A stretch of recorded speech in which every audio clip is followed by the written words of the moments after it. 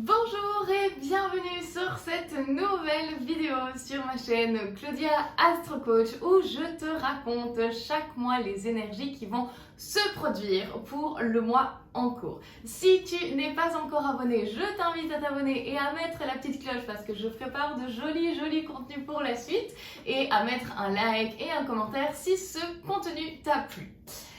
Alors, comme vous pouvez le voir, ce mois-ci, nous sommes au mois d'octobre et on va vraiment parcourir toutes les énergies astrologiques qui vont s'y produire. Nous avons 10 grands événements. Accrochez vos ceintures, on prend les citrouilles et c'est parti! Je vais commencer cette vidéo par introduire la saison dans laquelle nous nous trouvons depuis le 23 septembre. Alors, le 23 septembre, le soleil est rentré en balance. Alors, qu'est-ce que vient nous dire, à quoi vient nous inviter finalement la saison de la balance? Ce qui est important à savoir, c'est que nous arrivons dans la moitié de la roue du zodiaque, d'accord? C'est des informations que tu peux réellement trouver pour aller acquérir les bases de l'astrologie dans mon guide astro. J'ai toute une plateforme dédiée rien qu'à ça, ou avec cœur, avec envie et surtout avec passion, tu me connais, je te transmets mes connaissances en astrologie. Donc si tu veux plonger là-dedans, je t'invite à rejoindre l'un de mes programmes dans la plateforme Astro, je te laisse les liens en description. Nous en revenons. La saison de la balance, donc comme je t'ai dit, ça va être vraiment le 7e signe du zodiaque, donc ça nous invite à revoir nos relations. Généralement, ce qu'on peut vraiment dire à niveau général et ce qu'on peut retrouver finalement, c'est que la balance, c'est toujours le signe du partenaire idéal. J'ai envie que tout soit beau, je suis un peu indécis parce que j'ai l'impression que chaque choix que je fais est hyper décisif et que c'est la fin du monde. Et si je dis oui à quelque chose, c'est renoncer à l'autre. Vous voyez, il y a un peu cette idée-là avec la balance. Donc du coup, vraiment, durant toute cette période, donc du 23 septembre au 24 octobre, où on changera de saison, on ira chez notre ami le Scorpion, on nous invite vraiment à revoir nos relations, revoir comment on se relationne et surtout voir justement, et on va le voir au fur et à mesure avec les événements astrologiques qui vont se passer durant tout ce mois, ou du moins cette première quinzaine du mois d'octobre, il y a vraiment cette idée d'aller remettre en question les choses. Depuis quelle énergie est-ce qu'on se relationne? Est-ce que les relations qu'on a sont toujours alignées avec la personne qu'on veut être, avec l'évolution qu'on a eue ces dernières années? D'accord? Donc ça, c'est vraiment pour la saison de la balance. Et surtout, joyeux anniversaire à toutes nos balances! Nous venons de passer la pleine lune qui s'est produite en bélier. Hop, on a commencé le mois avec ça d'ailleurs. Je vais faire le petit bélier. Ouh. Ok, donc vraiment on vient juste de la passer. C'était le 29 septembre. J'ai fait une vidéo vraiment type horoscope que tu peux retrouver dans mes autres vidéos YouTube si tu veux justement te remémorer. C'est hyper intéressant parce que j'y parle vraiment justement de qu'est-ce que tu t'étais proposé ça fait 6 mois. Quel était le point ça fait 6 mois et quelle est vraiment l'évolution. Je trouve qu'on prend mais jamais assez le temps de voir la progression qu'on fait. On prend jamais le temps de juste se poser et se dire waouh, regarde le parcours, c'est incroyable, tout ce que j'ai pu faire en ces 6 mois. D'accord? C'est vraiment reprendre conscience de ça. Donc je t'invite à aller voir ça. Surtout qu'on est dans la saison des éclipses et c'est vraiment une énorme opportunité. Cette semaine également sortira une vidéo spécialement sur ça où je vais vraiment en profondeur dans ce sujet-là et une petite surprise si tu as envie d'aller plus loin. Donc en tout cas pour la pleine lune c'est ça, mais je trouvais important de quand même te le remémorer. Pourquoi? Parce que forcément, nous sommes dans la saison de la balance et à l'opposé de la balance, nous avons le bélier. C'est-à-dire que c'est impossible finalement que nous ayons une pleine lune dans le signe du bélier si le soleil ne se trouve pas en balance. Pourquoi? Parce que une pleine lune, c'est une opposition entre le soleil et la lune. C'est-à-dire qu'il faut absolument qu'il y ait là d'un côté le soleil et de l'autre côté la lune pour que finalement le soleil puisse envoyer toute sa lumière à la lune et qu'on puisse la voir dans le ciel. Et c'est pour ça qu'on voit les pleines lunes et pas spécialement les nouvelles lunes. Ok? Très bien. Passons à la suite. On va commencer ce mois d'octobre, je vais vous parler du mois d'octobre en commençant vraiment par la planète Mercure. Alors, le 2 octobre, nous allons avoir, Mercure qui se trouve, alors attends, prendre ma petite note. On va avoir Mercure qui se trouve en Vierge, opposition à Neptune, qui est toujours en rétrograde dans le signe du Poisson. On va juste vous mettre l'opposition en rouge. Vous savez, comme j'aime écrire sur ce tableau, mon honneur en Sagittaire est tout fou. On est professeur. Ok, du coup, ici, donc Mercure en Vierge en opposition à Neptune rétrograde en Poisson. Ça va durer quelques jours, d'accord? On va avoir vraiment cette opposition jusqu'au 4 octobre approximativement. Donc c'est vraiment quelque chose qu'on va pouvoir ressentir sur le plus long terme. Alors, rappelle-toi, le 19 septembre, on a déjà eu quelque chose de similaire, mais dans ce cas-là, avec le Soleil. Donc vraiment, ça venait nous questionner surtout nous nébuler, j'ai envie de vous dire, sur le fait de « Ah, mais est-ce que je mérite vraiment ça? Est-ce que c'est ok d'attendre telle chose ?» Vous voyez, il y avait vraiment cette idée de remise en question sur forcément tout le sujet vierge dans notre carte face à la nébulosité d'un Neptune en Poisson. Vraiment ce truc de oh, « mais je peux faire tellement de choses, du coup par quoi je commence ?» Tu vois, il y a un peu ce truc de « je suis désemparée devant toute cette to-do qui n'en finit jamais. » Ok. Ici avec Mercure, de quoi ça nous parle? Ça nous parle de communication, de process mental et de notre vie quotidienne. En plus, et bon, on commence à avoir l'habitude, de toute façon il ne va pas tarder à changer de signe, mais dans le signe de la Vierge, on commence bien à le connaître, on l'a vécu longtemps, il a même rétrogradé dans ce signe-là, donc ça y est, je crois qu'on a compris un peu les principes d'un Mercure en Vierge. Néanmoins, il y a vraiment cette idée de Mercure là, il veut être efficace, il veut faire les choses de manière pragmatique, enfin il a une to-do, il a des choses à respecter, enfin tu vois, il y a certaines disciplines finalement avec ce Mercure là. Face en opposition à Neptune, il est vraiment là en mode oh, mais qu'est-ce que je fais? En fait, il y a vraiment cette idée, et comme je t'ai dit, c'est vraiment une énergie que tu vas pouvoir ressentir sur des différents jours jusqu'au plus ou moins 4 octobre. Donc il y a vraiment cette énergie de c'est un peu du brouillard en fait, je sais ce qu'il faut que je fasse, mais je sais pas par où commencer, et puis je sais pas exactement si ce programme-là est mieux que l'autre, enfin tu vois, il y a vraiment toutes ces questions-là ce brouillard qui peut s'installer finalement dans ton mental, clairement, parce que Mercure, ça nous parle de ça, de ce qu'on pense à l'intérieur de notre petite tête. Ce qui est important de savoir ici, c'est qu'avec cette opposition, il y a vraiment ce truc où il va nous manquer des informations pour avancer, d'accord? Et il n'y aura pas cette occasion de pouvoir mettre la pression à quelqu'un ou l'attendre et tu sais, genre un peu te battre pour avoir cette information. Non, tu vas rien obtenir en fait dans ces jours-là. Donc vraiment, si tu es dans un projet qui te manque une information, qui te manque un email, tchic-tchac, lâche prise parce que c'est pas la meilleure période de toute façon pour avoir ce type de dénouement, si je peux dire, ok? Ensuite, on passe au 3 octobre. Où cette fois-ci, c'est toujours Mercure, mais cette fois-ci, il sera en trigone. On connaît le trigone, vous vous rappelez ce que je vous avais dit la fois passée, hein, trigone, c'est un aspect qui se donne dans le même signe. Donc en trigone avec Pluton, je vais mettre sur le côté comme ça vous voyez, hop, ici en Capricorne. Ok. La chose à savoir, c'est que Pluton ici est dans ses derniers jours de rétrogradation. Pluton aussi est une planète générationnelle, donc on n'aura plus tellement l'occasion de le connaître dans le signe du Capricorne avant qu'il fasse le tour, donc avant 200 ans je pense, donc clairement on n'aura pas l'occasion. Et ici on est également dans les derniers jours d'un Mercure en Vierge, donc vraiment moi je vous conseille de profiter de cette opportunité. Alors on en parle. Un trigone, vous le savez, c'est vraiment un aspect beaucoup plus harmonieux que ce qu'on a vu précédemment avec l'opposition.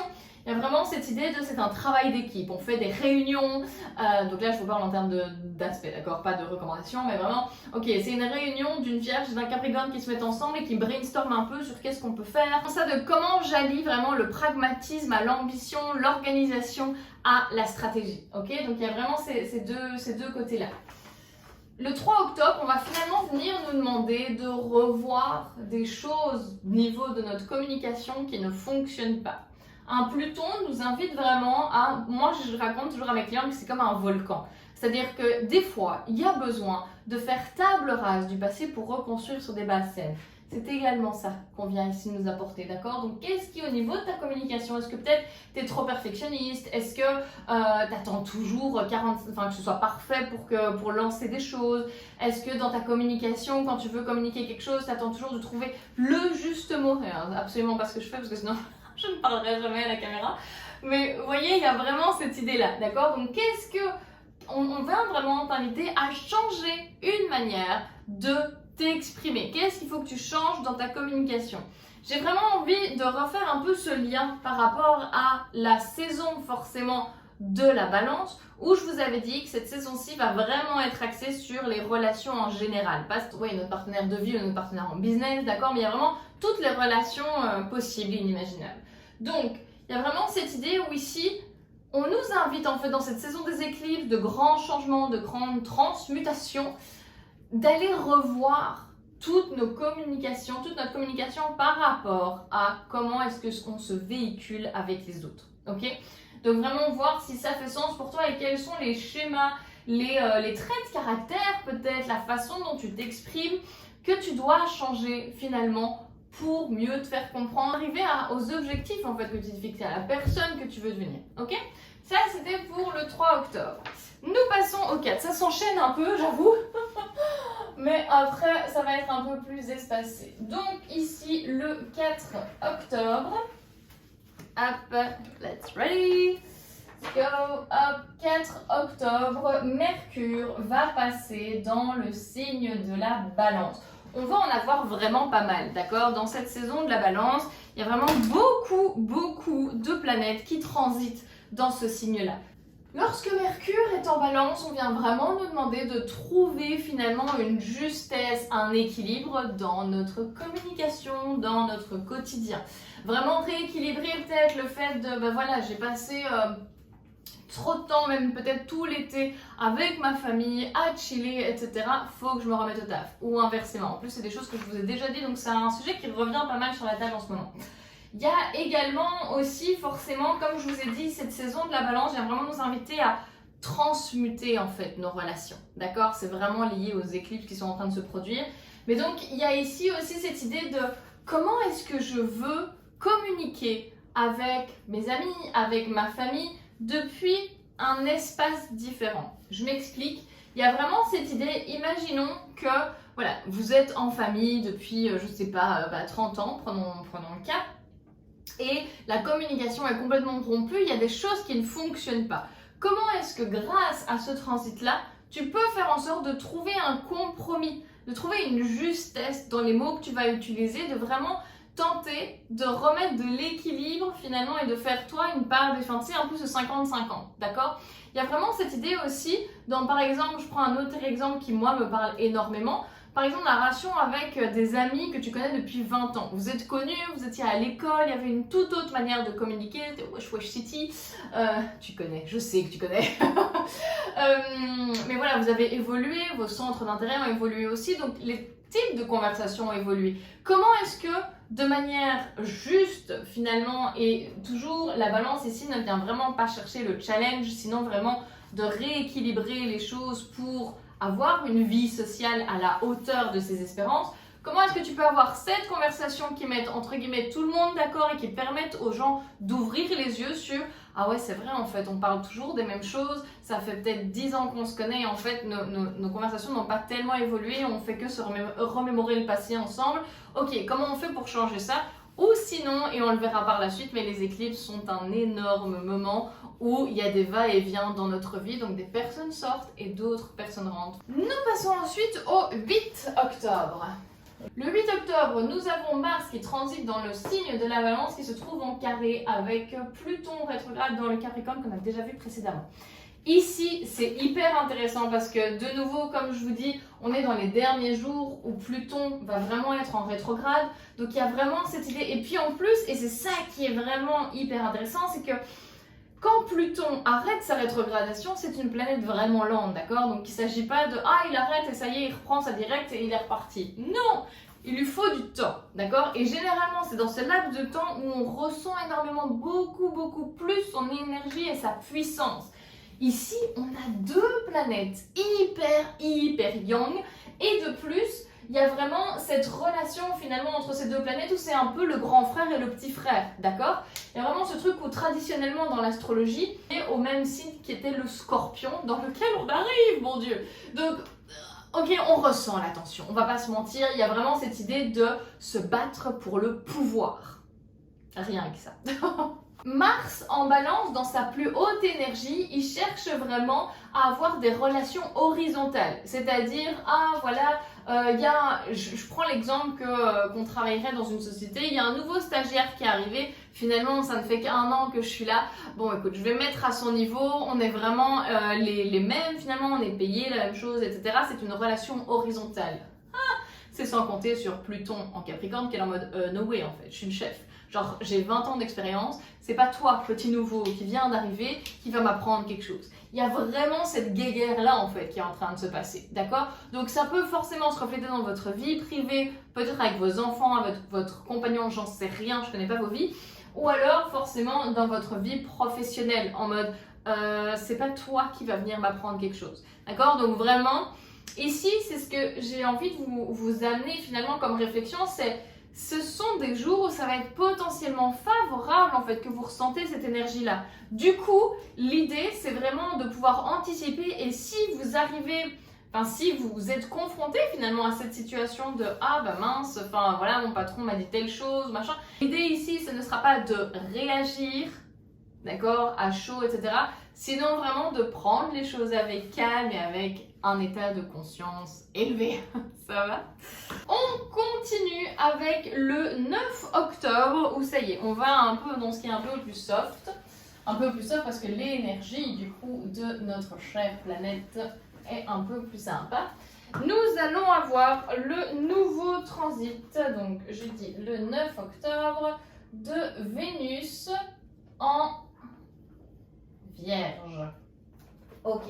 Et elle y restera jusqu'au 8 novembre. Je vais mettre ça ici. Hop. 8 novembre. Donc on en parlera dans la vidéo du mois prochain pour son futur transit.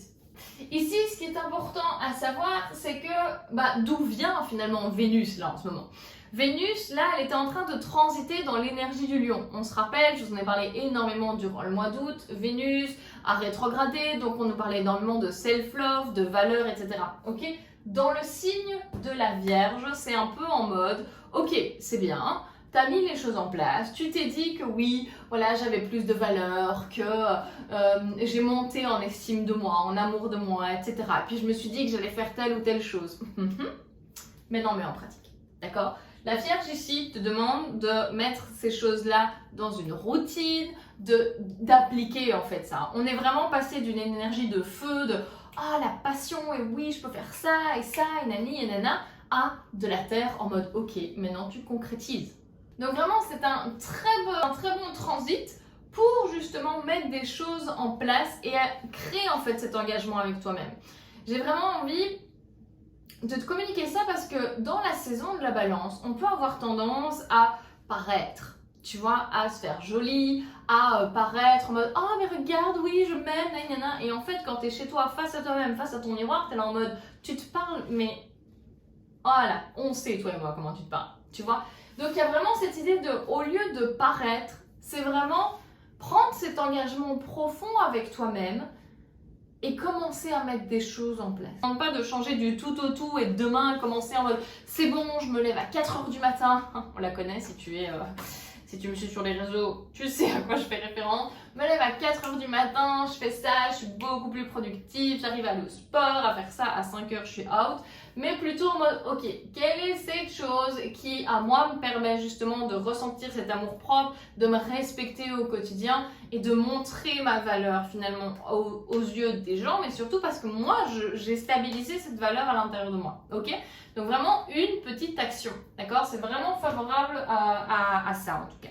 Deuxième chose à savoir, c'est qu'on a connu Vénus dans sa rétrogradation avec des aspects avec Jupiter et Uranus qui se trouvaient en Taureau, rappelle-toi. Ici, on va de nouveau avoir les mêmes, entre guillemets, connexions, mais de nouveau, au lieu du carré qu'on a eu, ici, on va avoir un trigone avec ce qui se passe, bon, je vous le mets en bleu, ce qui se passe en taureau, d'accord? On y reviendra par la suite. C'est vraiment des transits qui vont être favorables, dont je vais énormément parler dans ma Minute Astro. Donc tu sais, ce sont mes lives sur Instagram à 9h du matin qui sont accompagnés d'une newsletter. Donc je t'invite à t'inscrire également à ma newsletter, je te laisse le lien en bio pour ne rien rater sur mes conseils précieux au quotidien pour vivre en adéquation avec le ciel, un peu ce qu'on fait là, mais vraiment au day-to-day, parce que je pense qu'il y a énormément d'informations, même moi j'ai besoin de mes papiers pour m'en souvenir.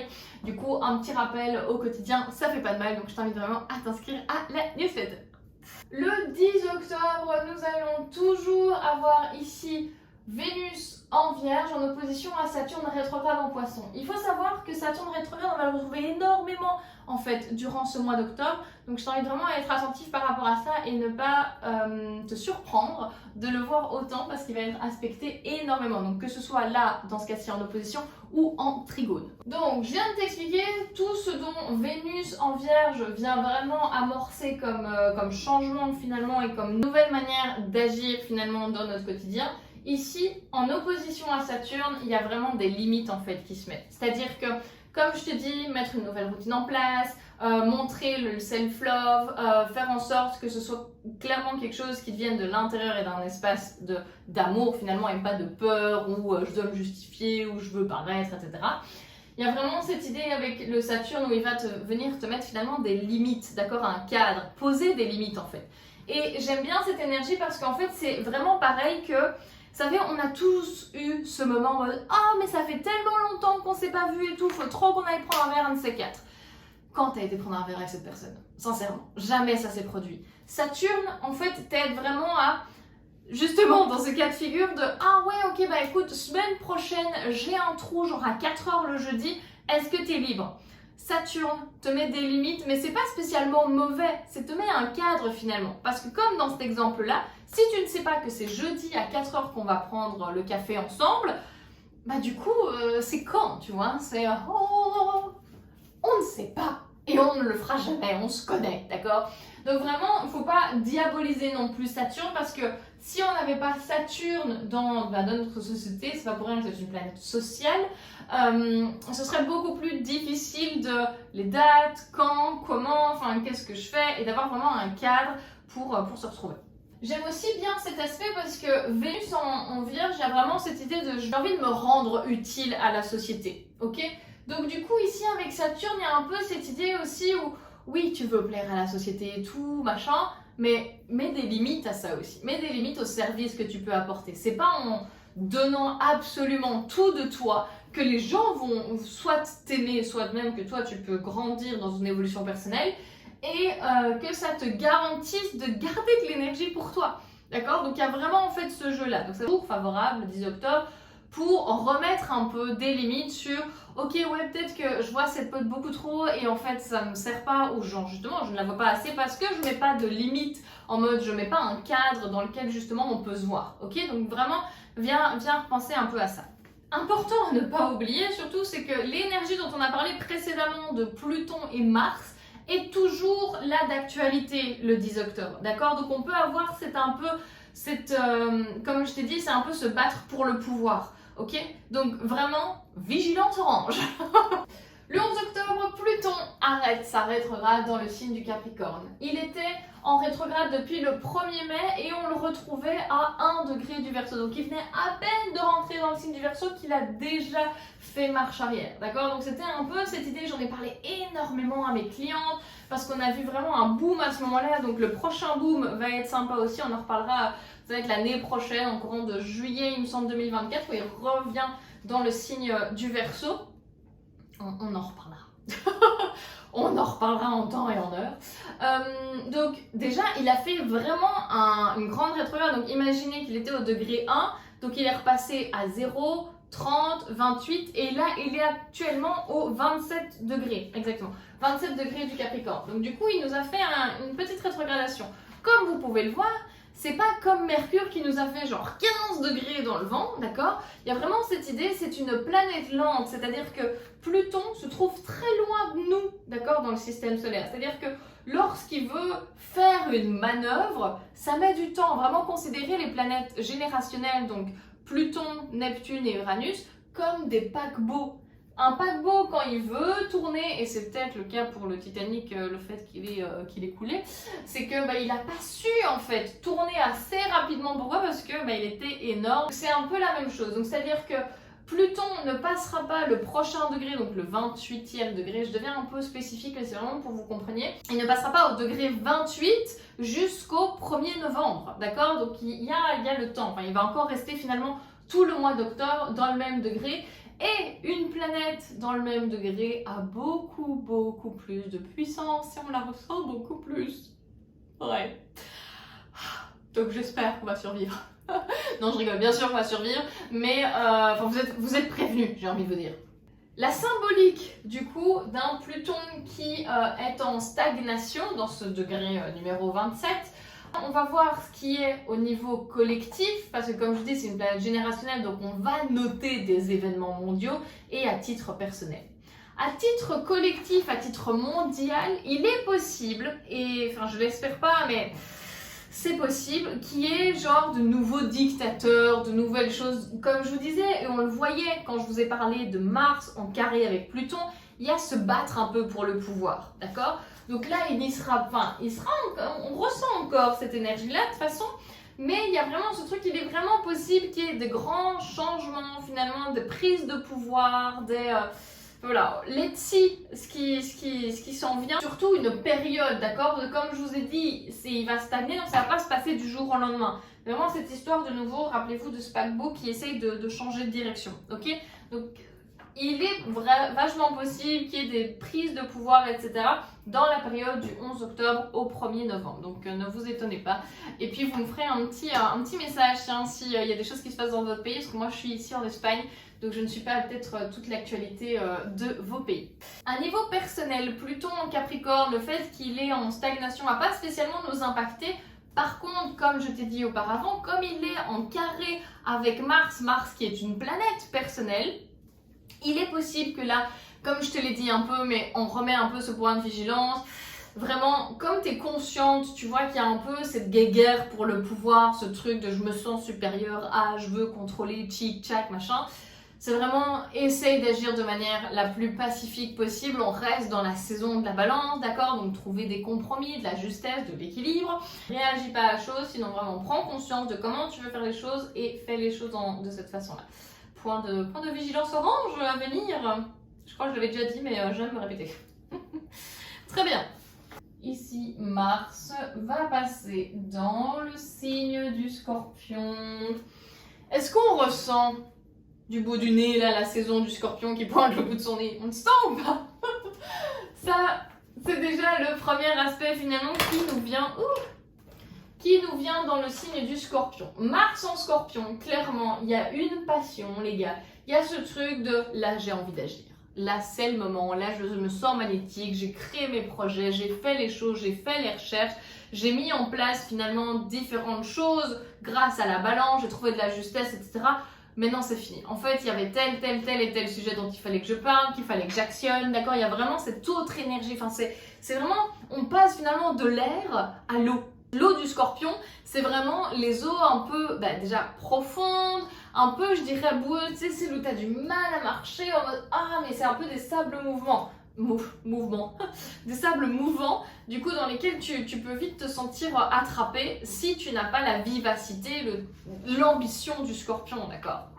C'est aussi effectivement une planète, comme je te l'ai dit auparavant, c'est un peu le petit frère de Pluton, donc on commence vachement à s'aligner à cette énergie-là, à la saison du Scorpion, le fait que Pluton reprend sa directe, d'accord? Donc en fait finalement ça vient mettre un peu plus d'huile sur le feu, j'ai envie de dire. Donc je ne sais pas ce qui va se passer aux alentours de ces dates-là, peut-être à niveau collectif on va ressentir beaucoup plus cette tension-là dans l'air, donc voilà, vigilance. Néanmoins, et c'est là que c'est intéressant à titre personnel, c'est qu'on passe vraiment de la guerre du pouvoir à vraiment en mode ok, j'ai conquéri, je sais pourquoi je fais les choses, j'y vais avec passion, j'y vais avec conviction, d'accord? Donc c'est vraiment un très grand pouvoir de transformation et un potentiel de leadership énorme. Donc si tu es entrepreneur, cette date-là, tu la marques dans ton calendrier, clairement. Parce que ça nous parle vraiment d'agir depuis ce qui te passionne, ça nous parle vraiment d'intensité, de magnétisme dans la façon dont tu vas parler, parce qu'on le verra par la suite, on le verra dans la deuxième vidéo, mais forcément Mercure va également passer et vont être en conjonction à un moment donné, donc enfin, c'est des moments hyper clés, en tout cas pour octobre, qui nous apportent finalement cet élan de leadership, ok ? Le 13 octobre, Mars, qui est actuellement en Scorpion, va se trouver en trigone avec Saturne en rétrograde en Poisson. Je te l'ai dit, on retrouve énormément Saturne sur la deuxième quinzaine du mois d'octobre parce qu'on commence à rentrer dans des énergies d'eau, d'accord ? Donc ici, on a vu tout ce que venait nous apporter finalement Mars en Scorpion. Avec Saturne, il y a vraiment de nouveau un peu ses limites, mais de nouveau, ça peut être des limites vraiment favorable aussi, en mode j'ai envie de prendre des responsabilités, je sens, tu sais, un peu, je sens le pouvoir de super nana. Je sens le pouvoir de prendre de nouvelles responsabilités, de prendre de nouvelles choses en main, j'ai envie, je suis passionnée, ce truc, enfin, tu sais, en mode cette niaque, cette ambition, mais qui naît depuis cette passion et depuis les profondeurs de ton être. Donc vraiment, ça peut être un jour très bon pour signer des contrats, avoir de nouveaux engagements, d'accord ? Que ce soit de nouveau, on n'oublie pas, on reste toujours dans la saison de la balance, de nouveaux engagements par rapport à des relations, un nouveau départ, des nouvelles prises de responsabilité dans ta vie professionnelle, ok ? Ça, c'est hyper favorable. Et puis surtout, et on le sait parce que le 14 va être une éclipse en balance, le 14, jour de l'atelier, il y a vraiment cette idée, de toute façon, il y a un grand potentiel à niveau personnel et qui durera toute la semaine. Donc profitons de cet aspect-là. Pour finir cette vidéo, le 14 octobre, nous aurons une éclipse solaire dans le signe de la balance. Une éclipse solaire, une nouvelle lune, du coup, qui ouvre un cycle de 6 mois. 6 mois durant lesquels tu vas pouvoir revoir, upgrader et vraiment retrouver un équilibre au niveau de tes relations, mais pas que amoureuses, d'accord ? Vraiment, comme je l'ai introduit tout au long de cette vidéo, les relations, vraiment comment tu te relationnes avec les gens, quel est le lien que tu veux créer, comment tu veux level up un peu tout ton monde relationnel. Ce même 14 octobre, j'organise l'atelier sur les éclipses dans lequel je t'attends avec grande excitation. Comme ça, on pourra vraiment échanger ensemble sur ce sujet-là et voir comment, à titre personnel, ça peut t'impacter et ce que tu peux aller level up dans ta vie. J'espère que cette première vidéo sur ce mois d'octobre t'a plu. Tu sais que je donnais énormément d'informations, c'est pour ça que je coupe cette vidéo en deux pour que ce soit beaucoup plus visuel. Je t'attends avec énormément d'excitation pour mon atelier en ligne le 14 octobre. Toutes les informations se trouvent en bio et on se retrouve d'ici une semaine, 2 semaines pour la suivante vidéo sur ce mois d'octobre. Ciao ciao!